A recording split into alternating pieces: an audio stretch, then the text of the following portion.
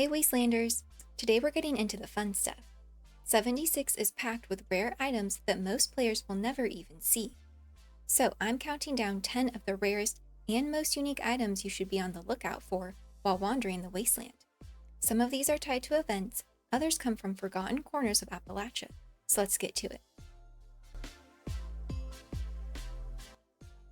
To start, this isn't a complete list of the rarest items in the game, but many of these are incredibly hard to come by. This list focuses on some of my personal favorites and the general ways you can find them. You might be able to buy them from other players too, but be prepared to pay a high price. Anyways, let's get into it. Alright, let's start with one of the most sought after pieces in the entire game, the Tattered field jacket. This outfit provides the perfect Wasteland aesthetic, and because of how rare it is, it's become something of a legend in the community. Your best shot at getting one is from public events that spawn in the mire, or some daily quests located in the mire. Daily quests that have a chance to drop it include Playtime, Waste Not, Idle Explosives, and Queen of the Hunt. As far as events, not every event in the mire has a chance to drop one. So be on the lookout for events like Always Vigilant, Heart of the Swamp, Irrational Fear, and It's a Trap, that all have a slim chance to drop it. And by slim, I mean you're looking at just a 0.0625% drop chance. That's less than 1 in 1600. So if you're lucky enough to snag one, be sure to wear it or display it proudly.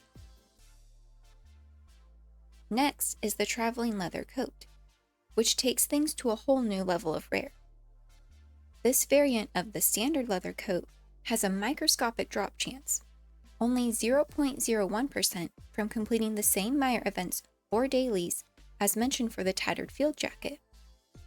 And the standard leather coat isn't much easier to find, coming with a 0.02% drop rate. Both are functionally the same, but look slightly different. And their drop rates are so low that most players will go their entire 76 career without ever seeing one in the wild.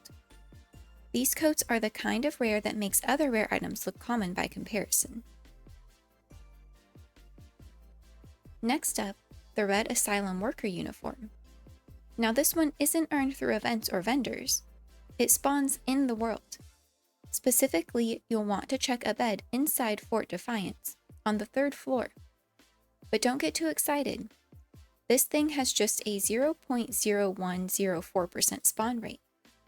Spawns reset daily, so you only get one chance per day to find this outfit. Server hopping doesn't work. But if you're a Fallout First member, you get a second shot each day by checking the same location in your private world as well.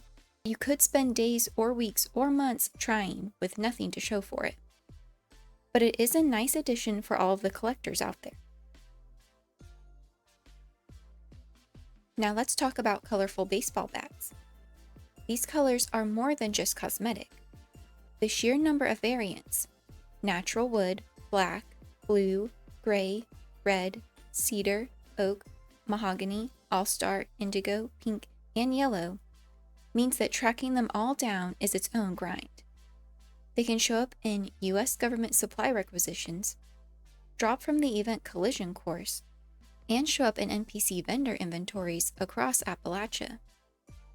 None of them are powerful or game-changing, but collecting them all is a unique achievement since most players might not even know about them. If you enjoy hunting down rare items, these are definitely worth watching out for. The Responder Fireman outfit is another rare gem, and it looks pretty cool. It only drops from events in the Forest and Toxic Valley. You can also get it from dailies like Ecological Balance, Big Game Hunter, Buried with Honor, Thrill of the Grill, Target Rich Environment, and Vital Equipment. But the catch is that it has a 0.65% drop rate. Even if you're grinding events in those regions, this outfit is going to take a lot of time and luck to acquire.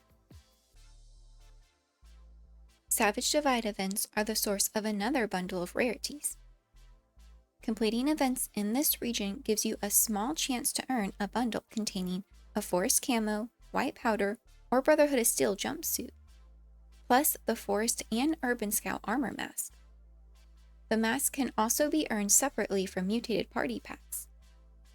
So you have a few different ways to go about collecting them, which is nice. But that doesn't mean they're easy to get. These jumpsuits and masks are often overlooked, but they are among the rarest wearable items in the game, especially when it comes to full sets. Another favorite that's also incredibly rare are the glowing Fasnacht masks. These are special glowing variants of the standard mask from the Fasnacht Day event. With a drop rate of just 0.2%, they're far from guaranteed, even if you're grinding the event every day during the seasonal window. The big problem here is that the event itself is only available during the limited time Fasnacht festival that only lasts for 2 weeks out of the year. So if you miss that window, you're waiting a whole year before you can try again. That's a lot of pressure to have some good RNG in a very short period of time. But the glowing Bigfoot mask and glowing Jackalope mask are definitely top tier. The Enclave plasma rifle is one of the most stylish and iconic weapons. And while the base weapon can be bought from the Modus Armory Terminal at White Spring Bunker, the real rarity comes from the mods. These drop from Enclave-related events and are also sold at some vendors, like Vendor Bot Phoenix in Watoga. But they're pretty rare. Getting a full set of mods for the rifle can take months of dedicated grinding. Some of these mods are so elusive that even players who've been grinding for years still haven't seen them all. I'm still working on some myself, but they're definitely worth it. Speaking of mods, the Gatling Plasma has recently gotten a few new additions. Mods like the Accelerated Nozzle, Stinging Core, and Large Core Receptacle are very rare. These can be purchased from very specific vendors. Again, like Vendor Bot Phoenix, being one of the only reliable ones, or found in US government supply drops. None of these are guaranteed, and their chances of showing up are very low, which makes them incredibly valuable. These mods can change the way your Gatling Plasma performs, and collecting them all takes time, patience, and more than a little RNG. And finally, let's wrap things up with the Soil Mr. Fuzzy Mascot outfit. Now this one isn't rare because of a drop rate. It's rare because of how much grinding you have to do to get the tokens to buy it. To earn the full outfit, you'll need to run events at the Camden County Fairgrounds, like Chow Line, Dross Toss, and Lucky Mucker. Each of these only awards 1 to 3 Mr. Fuzzy tokens per day. And to buy the full outfit, you need 450 of these tokens total. That's many days spent grinding. But it's still a more reliably attainable rare item comparatively. But if you do manage to save up enough tokens, you'll have one of the most fun and unique outfits in the game. And that wraps up our list of 10 rare finds. If you've managed to get your hands on any of these, let me know down in the comments.